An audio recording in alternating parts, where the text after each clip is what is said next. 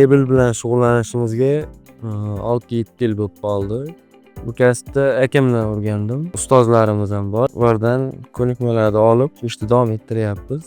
Yotoqxona mebellari, oshxona mebellari, har xil sandiqlar, javonlar yasaymiz.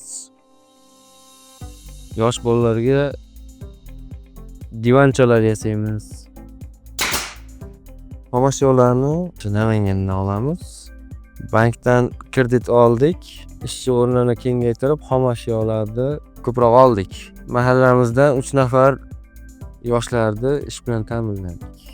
Mahallamiz bankiri Jahongir aka imtiyozli kreditga yordam berdilar.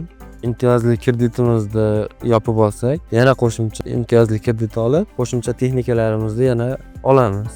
Shu ishlab chiqarayotgan mahsulotlarimizni qo'shni viloyatlarda va qo'shni respublika Qirg'iziston, Qozog'istonlarda ham sotishni oldimizga maqsad qilib qo'ydik.